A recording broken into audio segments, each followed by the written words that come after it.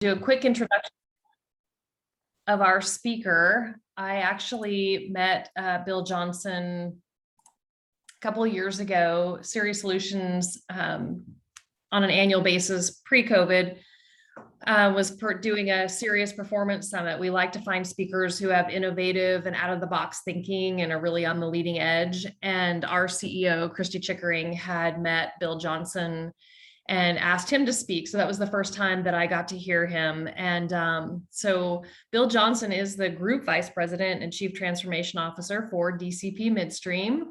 They are a Denver-based Fortune 500 company, and he is overall responsible for engineering, projects, IT, ops, and digital solutions, and the company's integrated collaboration center, which we're going to hear more about today. He's been at DCP for 10 years and has over 20 years of experience in refining and chemicals. And prior to DCP, he served as, in his current position, he was their Vice President of Operations for the North and Permian business units. Other companies that he's worked with prior to DCP are Arco Chemical, Lyondell, and LyondellBasell. One thing that I will note is that Bill received his Bachelor of Science from Texas A&M in mechanical engineering. And I know that Texas A&M and Arkansas have a big game coming up. I have some of my kiddos coming home for that big game. So that should be a fun one. We're looking forward to hearing you speak, Bill. Thank you so much, Cindy. Yeah, definitely looking forward to that game for sure. So thanks for having me. Really appreciate the invite. I think I'm going to try to share my screen with my slides. I've had all kinds of problems with my settings on my computer, so we're just going to see if this actually works. Maybe I should start at the beginning. Okay, can you all see that? Is it better if I put it in slide mode? There we go. That's good. Okay, awesome. So like Cindy said, my name is Bill Johnson. I'm responsible for transformation at DCP Midstream. Just a handful of things I'm planning on talking about today. I know they gave instructions at the beginning about asking questions, putting it in chat, do whatever. This is pretty informal. From my perspective, I usually, when I'm doing these things, I don't have somebody telling me you have to fill a minimum of 50 minutes. Usually they're saying get done as fast as you can. So this will be an interesting experiment. But definitely, it's no problem by me if you've got a question as we go along or whatever. Yeah, definitely you can put it in the chat and Cindy will see it and ask me. But if it's just pressing and you feel like you got to unmute yourself and ask a question, go for it. That's fine with me. Handful of topics for me today. First of all, a little bit of an overview of DCP, who we are, what we do, what we're excited about. Then we're going to talk hey, the main title of this presentation is digital transformation. We'll talk about our transformation journey and roadmap. We're going to talk about some of the specific technologies we use as part of that, and how we've applied those and where we've had some wins, and also be honest about where we've had some learnings instead of wins. And we'll also just a couple minutes. It's hard to give a presentation like this in the current age without talking a little bit about cybersecurity. So we'll hit on that for a couple of minutes. And then finally, towards the end, I'm going to talk about culture and people and our journey on that side. As much as we talk about, digital and transforming a business digitally and changing the way things work, that's all 100% based on leadership and culture. And so I'll just share a couple of thoughts about that towards the end. So that's what I'm intending to cover today. Again, just really appreciate the invite and look forward to some healthy dialogue and Q&A with the group. So I guess our IR team won't let me make any presentations without putting up this slide. This is nothing any of you haven't seen before, but I am going to talk about some of our financial results that we've had. And as much as we'd love to have you as a DCP shareholder, don't take investment advice from my presentation, please. So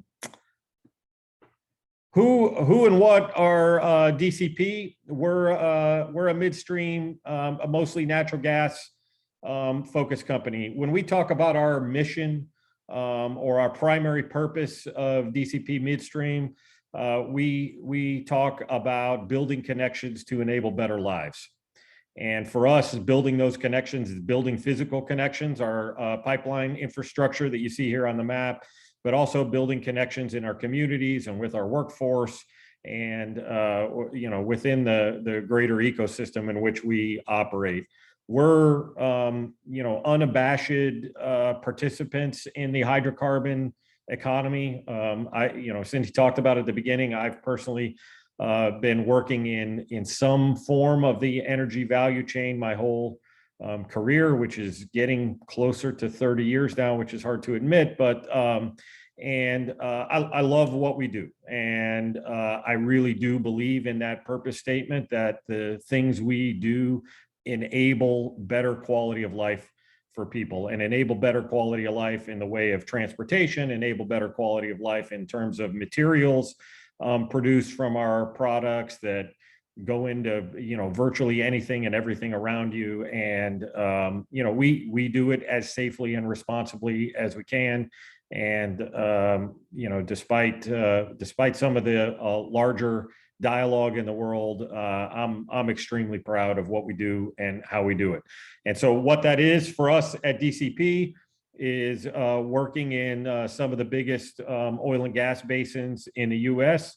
We're only a domestic US based company. We gather and process natural gas. I would assume most people on this kind of call are relatively familiar with that, but the gas coming out of the ground has got all kinds of stuff in it that doesn't work real well to burn in your stove or burn in a power plant or in your water heater or whatever. So that's what we do. We gather gas from the wellhead. We aggregate it, we compress it, we put it through gas processing plants to make a clean natural gas product that generally we're selling to utilities who are either putting it in your home as natural gas or burning it to make electricity. We also, as part of that, make a natural gas liquids product that's also transported through some of the pipelines you see on the screen here. And that's a huge value chain, and that product goes into chemical feedstocks and refining and ends up as gasoline and everything else. So I call it kind of a big small company. You could see we have almost 60,000 miles of pipe. We operate 37 gas plants. We have capacity to process almost 6 billion cubic feet of gas a day. That's probably somewhere in the neighborhood of 7 or 8% of all the gas coming out of the ground in the US. We've got a huge pipeline network, and both for NGLs and gas. We've got a very balanced portfolio around our transport businesses, which are our gas and liquids, pipeline transport business versus our gathering and processing business. Those are the segments that we report on. We've got a big base of customers. Basically, anybody drilling a well in any one of these basins is a customer of ours, one way or the other. You'll see on all of our investor slides like this, a lot of emphasis on our digital transformation, which we call DCP 2.0, which we're going to spend a lot of time talking about today. So that's a little bit about DCP physically. Here's a little bit more about DCP financially. I don't know exactly when this slide was updated, but that market cap is probably about right. We are a Fortune 500 company. Again, I call it a big, small company. We're 442 on the Fortune 500. We have 1,780 employees. So our employee productivity is quite high, and we'll talk a little bit about our journey on that front. We've got so it's a capital intensive business we're in. We have all that pipe, all those plants. You can see on this slide, $17 billion asset base. So, we like our position. We like the basins that we're in. We like, we have a big footprint, which gives us access to a lot of gas and a lot of customers. And, we do things right, like I talked about in the beginning. We've won the biggest industry association we participate in is the GPA, the Gas Processors Association. It talks about these environmental excellence awards here down at the bottom that we've won the last 2 years. We've actually, the GPA has been giving that environmental award for 12 years. We've won 6 out of the 12 years. So really proud of our team and how responsibly and safely we're always in the top of the list in the GPA from a safety standpoint. So those values are important to us. We're all about being the safest, the most reliable, and the low cost midstream provider in the basins where we operate. Financially, we're sitting just under investment grade. Our CFO, we've gotten a couple of kind of moves to positive outlook here, even announced in the last couple of weeks. Our CFO is really pushing this hard. He says that the day we get investment grade is the day he's retiring. So we'll see if he really comes through on that. But we've got a big push on that front. Reducing our leverage, and we made a lot of progress. We pay a pretty healthy dividend, as you can see here. So. Also at DCP, we're very proud of our record on sustainability. So we just put out about 5 weeks ago our latest sustainability report. You see a lot of stats on this page. We've made a ton of progress in this area. And so, and in all aspects of sustainability, obviously for a company like ours, a big piece of our sustainability efforts are on the environmental front. And again, you see a lot of great stats on here, this stuff, but it's also about participating in our communities, about all of our inclusion and diversity efforts. Particularly proud of this thing in the middle of the page. Our employees and the company really came through during COVID. We made some big donations to food banks and other people in places out where we operate assets that were in need. So really proud of this report. Happy to answer questions about sustainability as well as part of this presentation. I co-lead our sustainability and energy transition efforts at DCP with another one of our executive team members.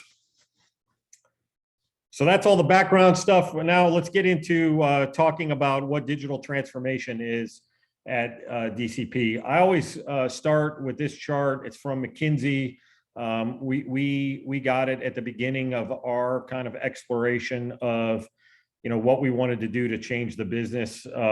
We started this journey, and I'll show you a little bit of a timeline slide here in a minute, but around 2016.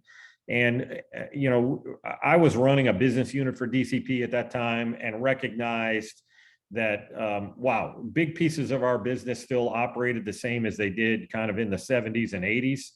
And, in the meantime, everything else on my life was on one of these. And yet we still had people running around writing stuff down on clipboards and doing all kinds of crazy stuff that if you saw it, you would wonder what we were doing. But I think that's pretty ubiquitous across our industry, and you see that on this chart.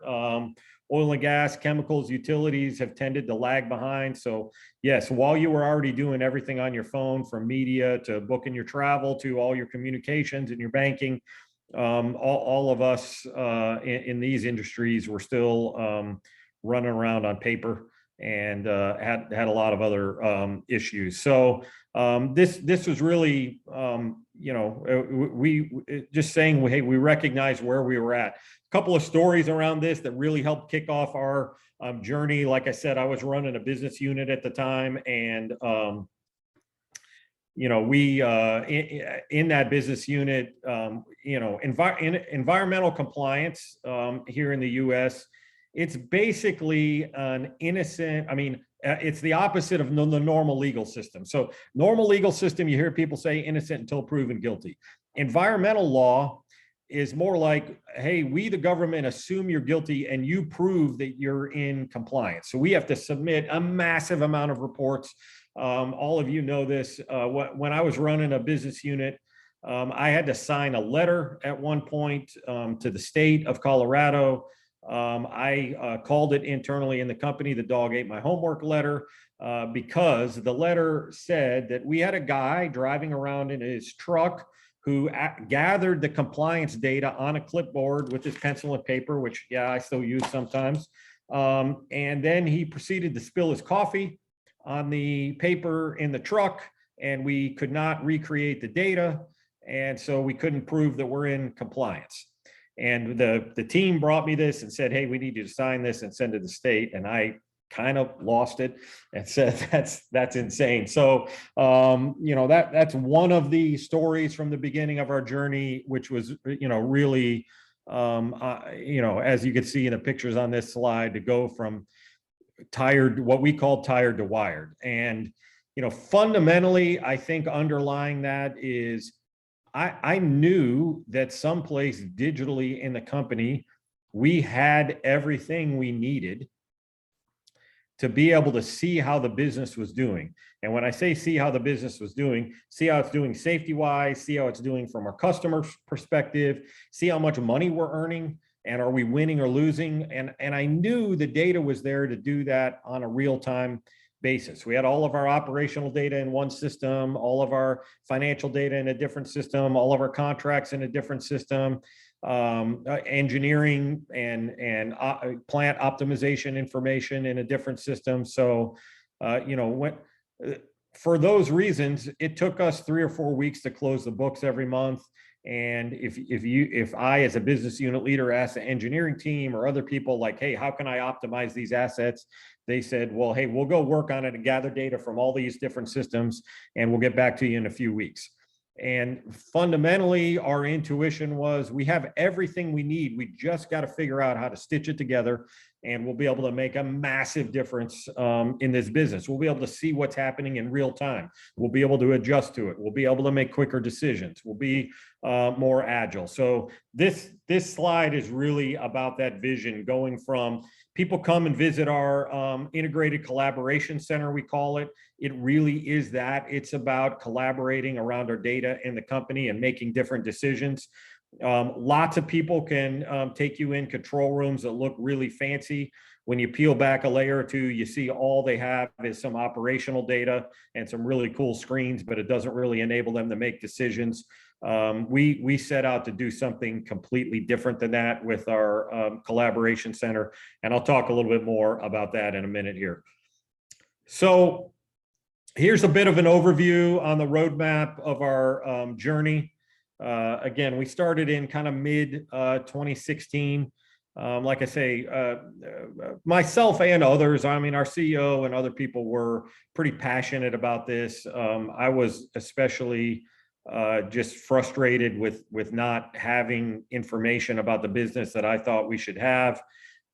We set up a little team in mid 2016 and just started trying to figure out how we're going to make this work. Interestingly, I went to our IT team in the company at the time, and they basically said, well, that's not what we do. We just keep your network on and keep your email working and all that, which was highly frustrating to me. So we set up a little kind of skunk works rogue IT team that was going to go figure this out. In some ways, I think I'm kind of lucky I didn't get fired for doing that. Lots of companies have policies against having shadow IT organizations, but it worked out pretty well for us. So we started this little team. We learned about product development. We developed this philosophy that we call people, process, and technology, which I'll talk about a little bit more. We really became enamored of design thinking. And I think the way to think about that is just really tapping into your employees. The reality is most of the answers, here's my belief about that. Most of the answers to your problems in your company are running around in your employees' heads. They're out there dealing with the stuff we put out from corporate headquarters every day. They know what to do generally to fix things. Not that all their ideas are good ideas. There's definitely some crazy ones out there, but if we can adequately tap into their thinking and their creativity and really use the employees as a resource, that's really what design thinking is all about, putting them into sessions and letting them design the future of the work of the company. And that's completely flipped on its head from the way we used to do things in DCP. It used to be people like me that are in the business for 25 or 30 years. We think we know everything that's going on, and somehow we're literally sitting in the ivory tower in Denver. We think that we're still connected and we're still tuned into what's going on out in the field. The reality is, 20 years later, you're actually pretty disconnected from that. But the way we would design solutions in DCP is a whole bunch of us would get together and talk about how things would work and how it would how we could make it better on a whiteboard in Denver. And then we'd have IT build something for us that would enable that to work. And a year later, we would roll it out. And about a month after that, all of our employees would tell us it was terrible. And so now we use design thinking. We plug into people. We use agile development. We do a lot of internal software development, solution development, and the teams. The people designing the solutions that show up in that software are our workforce, and it's really neat to see that work. They're proud. They feel like they're kind of owners or designers themselves. We've got a team that helps tie into that. So that's kind of the early genesis of our work. In 2017 to 2019. We added some things to that. We started doing a lot of automation. We started doing a lot of self-service tools for people. So people want to do automation. They want to do analytics. We definitely have a philosophy, of course, we have some data scientists and some really deep analytics people in an analytics team, but we also wanted to democratize those tools and let our finance team, let our operational team have tool sets that allowed them to do some pretty darn sophisticated analysis without having to go back and, have a data science team do a bunch of Python programming to give them an answer to something. So we also added a tech ventures team, we called it. We use a model we call a venture client model. So again, we're a small company. We're not, we're not thinking that we're investment wizards. So we're not out making equity bet positions in startup companies. What we are doing is deeply searching for startup companies and new and emerging technologies that can help us fundamentally change the business and make step change improvements in our business. So we've got a small team, 3 people, that's got an awesome network. We've got a little outpost. One of them sits physically in Silicon Valley. We've got an awesome ecosystem and network of partners from accelerators. We know people and have relationships with every VC firm that's doing any startup investing around energy. We scout a bunch of startups personally ourselves. We partner with universities that have programs around this. There in Texas, Rice has an amazing program around this kind of thing that we have a pretty deep partnership with. And so then kind of further down our roadmap, as we've gotten into 2020 and beyond, we've continued to add new products and technologies. I'll talk some more about some of these later. I would say on the culture side, the big shift from left to right, and I'll talk more about culture in a minute, but one of the biggest shifts we made is moving the responsibility for transformation from my team. Yeah, I have this job called Chief Transformation Officer, so everybody sort of assumes that my team is going to show up and make things better for them.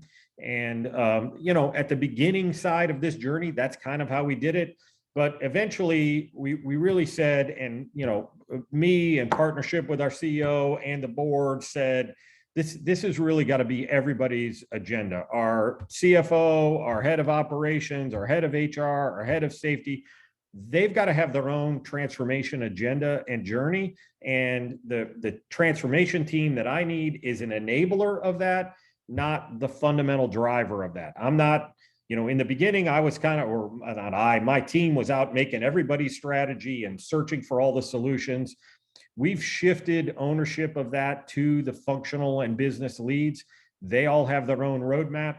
They all have their own journey map. They have all their own milestone schedules around their transformation.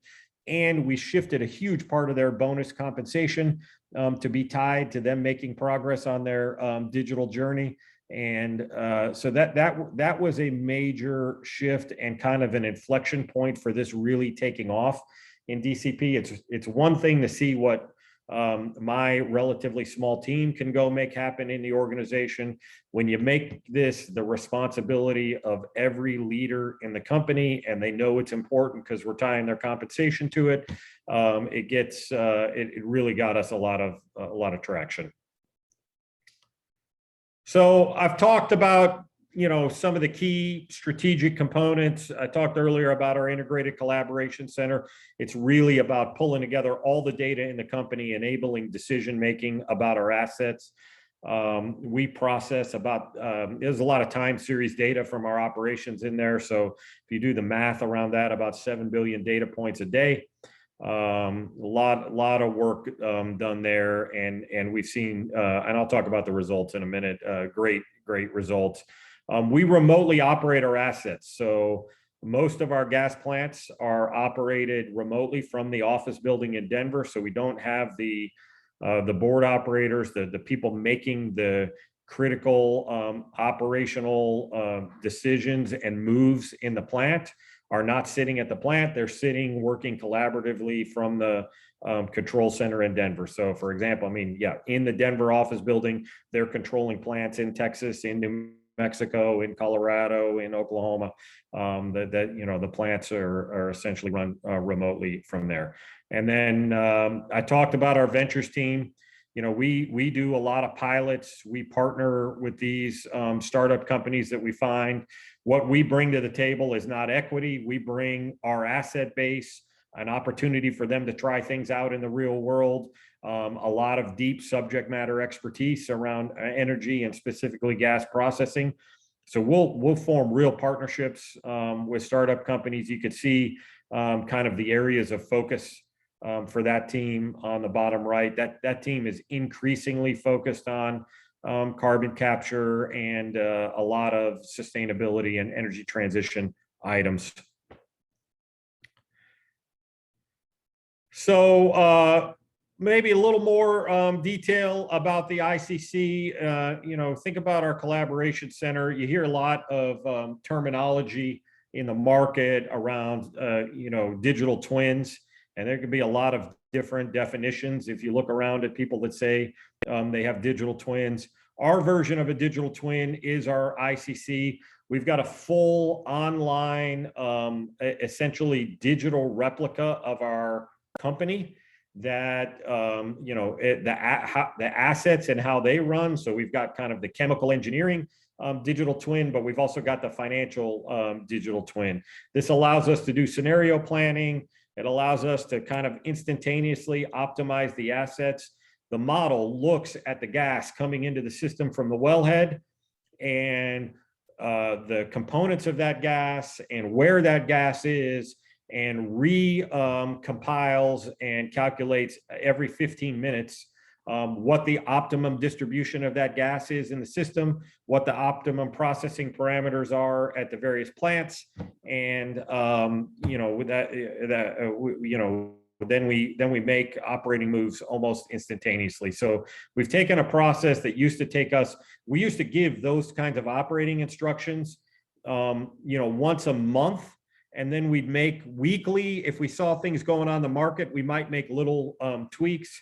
Now that whole thing that was happening monthly with a weekly little tweak, the full scale process is happening, and more robustly than we ever had it before, every 15 minutes. So we've gotten some great results from from that. There's some detailed slides in here. I'm not going to go into all this detail. The team always loves to overwhelm people with all their cool models, but this is basically roughly how the asset optimization engine works. And I think one other thing about that model is it does allow us to do scenario planning, so we can go, kind of go out into the future and say, well, if we had this kind of gas or these assets or whatever. So there you go. We got a pretty great model here. All that data wraps up into a system that we call the DSS, the Decision Support System. It's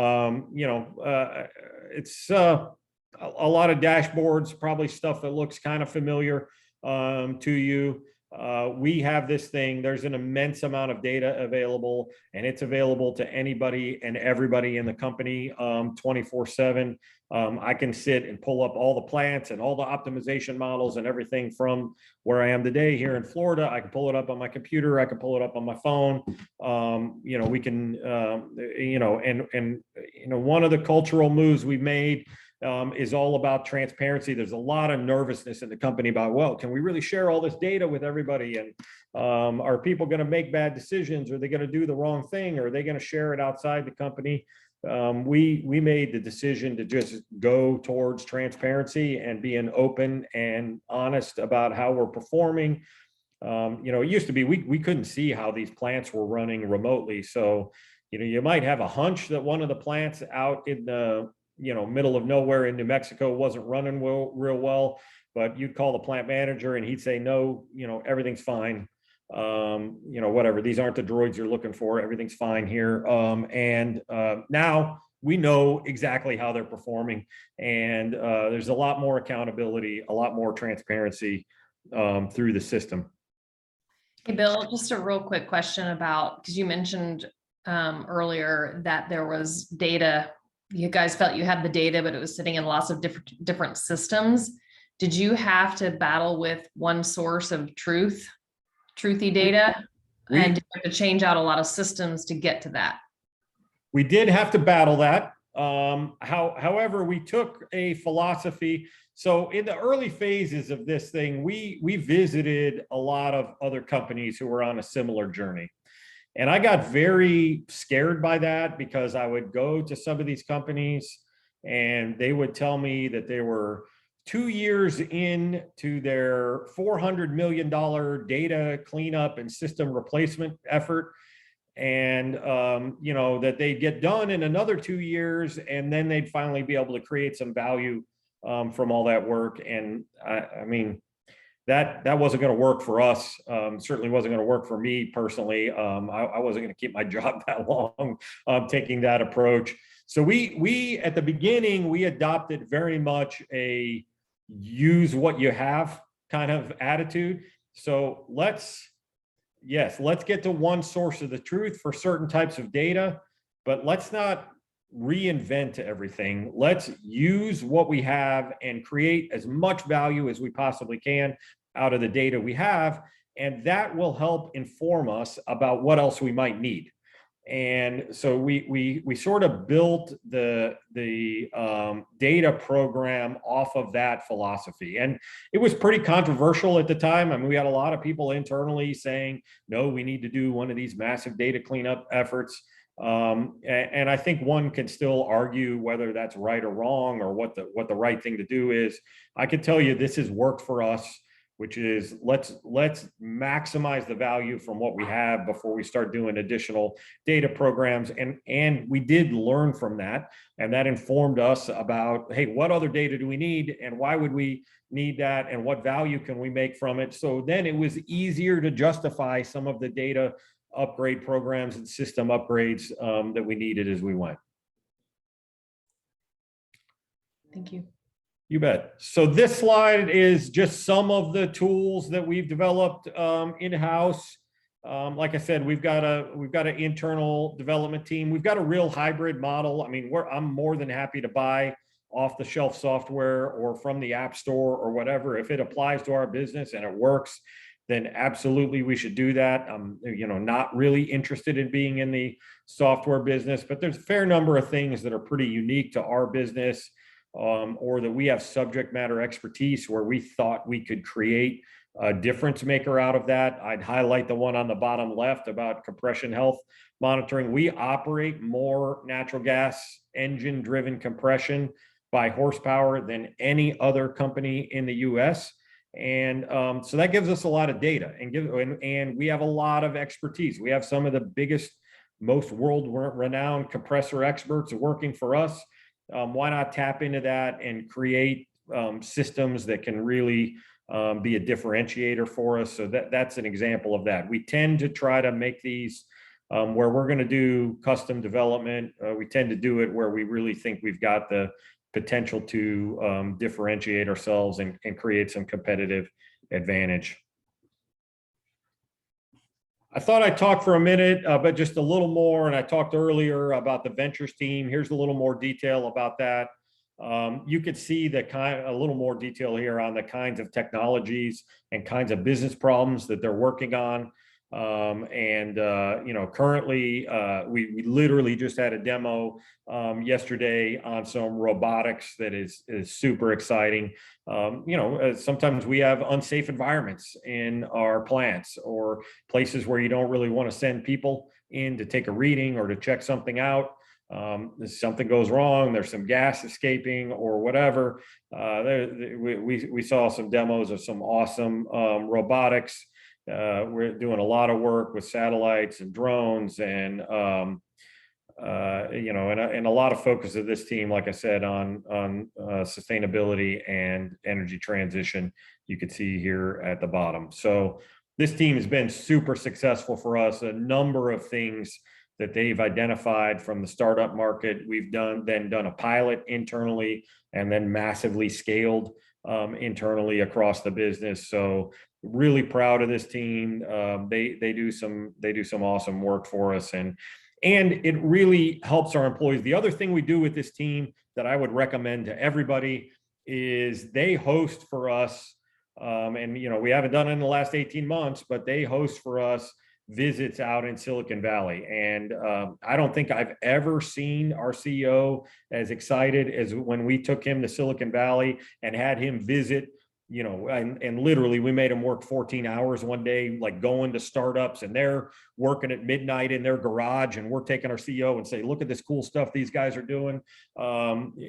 Exposing yourself to the capital that's flowing in that area, exposing yourself to the brain power that's at work on some problems related to our business, and just the energy and the entrepreneurialism there.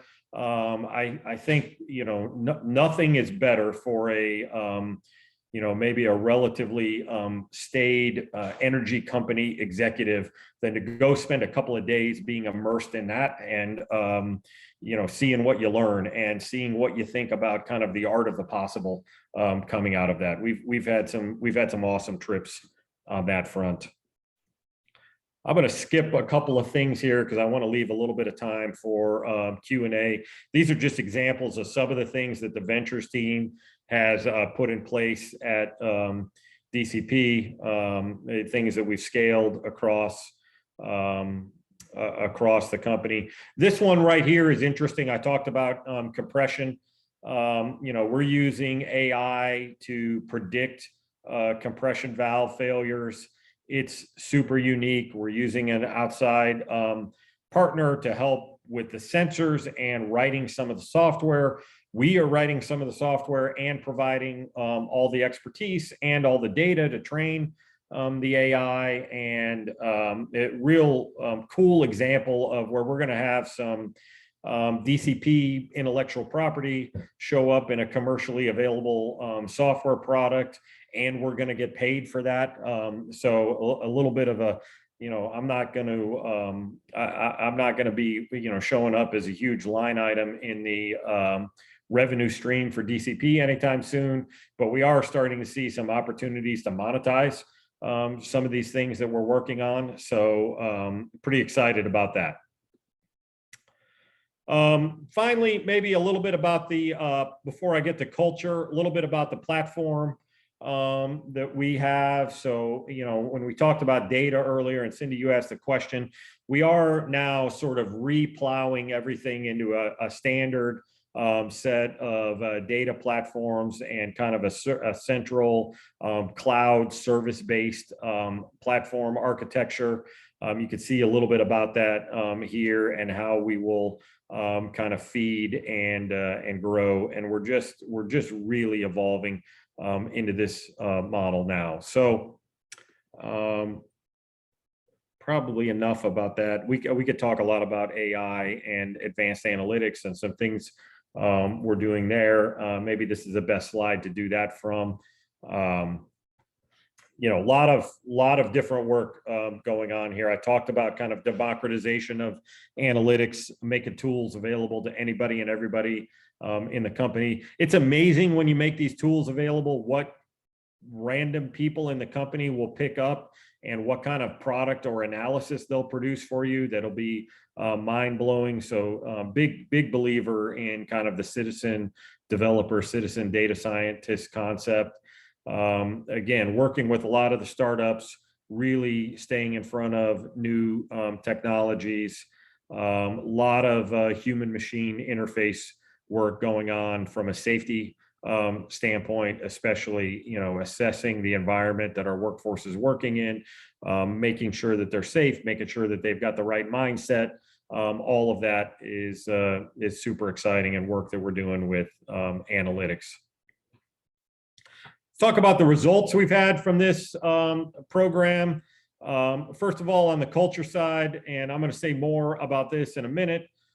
We launched our journey here in 2015 and 16. Right alongside with the digital journey, we launched a program called Cultural Hallmarks. You see those on the right side for DCP. That's Trust, Connect, Inspire, Solve, and Achieve. And you see some of the actions we've taken around that, and pretty well across the board with a couple of exceptions here. But throughout this entire journey, we have seen improvements in our engagement scores and in the scores people give us around these cultural hallmarks that we're really trying to emphasize.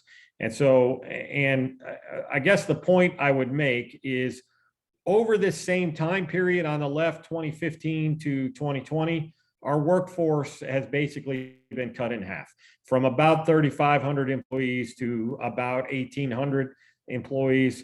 So the way the team has done this, I think, is pretty miraculous, that you can digitally enable the workforce. You can drive a massive amount of change into the organization. You can cut the workforce in half, and people are still relatively happy working for you. And in fact, the scores we get from people on surveys are improving. So again, this is an area that we're really proud of our teams around. Of course, talking to this team is pretty important to talk about. Well, does this actually show up on the bottom line? We love to compare in our business 2015 and 2020. You could see at the top. I could tell you in 2015, we were in panic mode as a business. Prices were down. We had a big round of layoffs. It was extremely painful for us. And again, you look at this chart here, and we're pretty happy with the outcomes we've created. At a price deck that is lower in 2020 than 2015, when we were in panic mode, we nearly doubled we did double our EBITDA, our DCF increased, return on capital increased, leverage is way down, headcount is way down, emissions are down, safety is better, our employee experience is better. So from the standpoint of achieving results with programs like these, I think it's hard to argue with this chart. Yes, of course, we get into internal arguments about, well, hey, are all of these results coming from the transformation program and the digital stuff? Some of this the business would have gotten anyway. Well, of course, that's true. but I don't think the results would be as dramatically positive as they are without all the culture work we did and our transformation program. So again, really proud of the team. Think we've got great results to share. We've got some pretty aggressive sustainability targets out there. Again, in our report that just came out, I'm not going to get into details here. It'll be in the slides. Well, last thing I want to talk about is a lot of people ask me when I'm talking about this stuff, what's the key to success? Or, you know, what one thing would you emphasize even more or do better? And like I said at the beginning, that's all about culture and people for me, tapping into the people. We use this slide around the company. You can find a version of this like anywhere and everywhere on the internet. But we really think hard about this, about our cultural journey. Maybe I'll highlight a couple of these. I talked about transparency that's here on the bottom earlier. You think about our business, the next one up from that, planning. We plan everything. And you know, we spend hundreds of millions of dollars building gas plants. So like that better be well planned and work, not just be an experiment. But I think that attitude became pervasive where people weren't willing to experiment with anything. And if you're talking about digital products or changing a work process or whatever, like, you know, creating the culture where people are willing to try new things and they actually get rewarded for that, not punished for that. That's been huge for us. It goes right along with empowering. And, you know, I talked about the purpose at the beginning as well. I think that's been really meaningful for us. So I've got some slides in here. I'm not going to take more time. My kind of personal leadership journey around this, I'll go real quick. If you're gonna do this, you better be all in. People will sense if you're not convicted, and you won't be able to carry the day to get this work done. For us, we had to embrace ambiguity. We didn't know exactly where we were going or whether some of these things were going to work. We had to trust ourselves in the process and just get after it. If you're going to lead transformation in a company, you better be on your own learning and transformation journey. It's going to be very hard to sort of sit in the concrete yourself and say, hey, I'm good, but everybody else needs to change everything. So another thing we had to be very careful about is being willing to throw away stuff that we created. Something we created a year ago that's not adding value today, let's get rid of it. That's how bureaucracy is built in companies from my perspective. So I mean, we had to not hold on to things. You know, we would make something, and at the time we made it and we rolled it out, it was amazing. And 18 months later, it wasn't adding value. It's very hard for a team that created something to then recommend to throw it away. You got to get good at that to do this kind of work. So that's a few thoughts from me. Hopefully, I don't know where I'm at on time exactly. I got on a roll, but what kind of questions do people have? I see a poll that just popped up here. Okay, moving that out of the way. Let's see. Davy Brooks is asking, how did you get people all in? Did the executives waver when things got tough or with the challenges posed by COVID?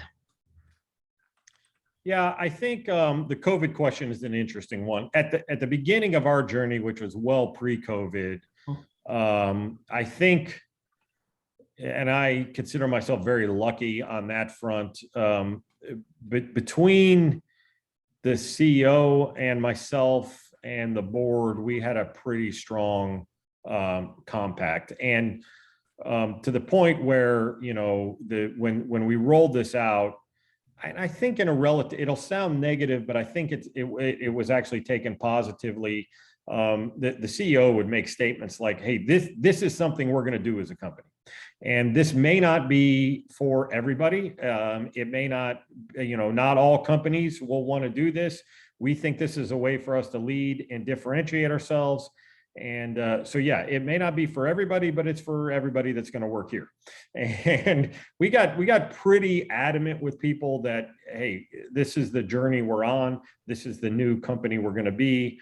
And there's no there's no off ramps. And I mean, starting, with enforcement of that with the executive team, kind of directly from the CEO, I think was pretty key to our success. I don't want to say you couldn't make a lot of progress on these things without kind of that leadership team being all in. And I think there's a number of ways that you could engender that, maybe without edicts or directives from the CEO, but that was certainly helpful in my case. So, I think in the COVID world, we definitely lost traction. I mean, people were just in survival mode. We tried to just have some empathy for that and meet people where they were. We slowed a lot of this work down during COVID, and now we're kind of struggling to ramp it back up, but we're on that path.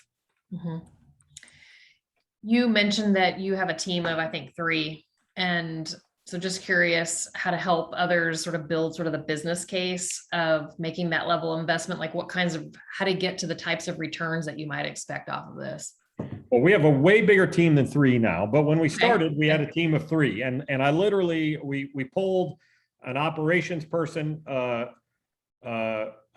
person that had worked in finance, but was then a commercial person. So we had a commercial and a finance skill set, and an IT person that was kind of a misfit with the IT department because he actually wanted to do a bunch of new creative, crazy stuff. So we had a team of 3 people, plus me as a kind of side job. And that's the team that created the justification. So I think when I talked about being all in and being convicted and everything else, they worked really hard. I had an intuition from being a business unit leader that there was massive value to be had from doing some of this work. We had to go prove that with some pilots, we didn't invest a lot of dollars early on. We went and created kind of a digital twin model of one plant, and we created like one app that would streamline some of the field operators' work onto their phone. And we went and measured that and saw some success. And then again, I mean, and then it was just, the justification was just having conviction. I guess I could stop sharing these slides. Okay, that's great. So, and we went to the board and made a pitch, and a board member asked me in that meeting, hey, can we, what's going to happen? How much money do you need, and what's going to happen if you don't deliver the return? And I said, well, I need, in a company that our total cost structure is about $1 billion a year, I told them I needed $25 million to spend on this. And they said, well, are you going to return 25 million in a year? And I said, without a lot of data, sure. And I think that really helped us, because then we at least got some money to get started. Right. That's great. I have a question that came in that says, with all the political headwinds revolving around midstream assets and operations, what strategies have been effective to generate employee-based improvements supportive of addressing the headwinds, emissions being just one such example? Yeah, I think we've tried to turn the emissions, and it's difficult with a workforce like you have in these kinds of companies. We've tried to turn the emissions story into a source of pride and a way to differentiate ourselves. We've had to work hard to convince the employees that we really mean it when we say we're going to participate in energy transition. We're going to participate in the economy changing over in these businesses. There's been a lot of communication effort on that front to try to really enroll the employees in that. I wouldn't say we've been successful across the board, but I'm not sure there's any key to success on that from our standpoint than just getting out there and talking about it pretty relentlessly. Mm-hmm. Okay, great. Are there any other questions? I'm looking at my chat and I don't see any. So if there are none, I do think that we have. met our Yes. requirement, right, Megan? Of 15 minutes? Yes, we have, with 3 minutes to Excellent. spare. So everybody will get CPE credit. Thank you again, Bill, for presenting this great program today. I'm sure everybody learned Awesome. a lot. Cindy, of course, thank you for moderating. And everybody else, thank you so much for joining. If you happen to come up with questions later for Bill, we will be following up with a thank you email tomorrow. So if you have any questions, please feel free to respond to that. We'll get those questions to Bill and get those answers for you. But stay tuned. Our next Energy SIG event will be October 27th. Our steering committee is working very hard, and our sponsors are working very hard on getting that ready. So stay tuned for that invitation to go out. But other than that, just everybody have a great evening, and thank you so much again for joining us. Right. Thank you. Thanks, everybody. All right. Bye, everyone.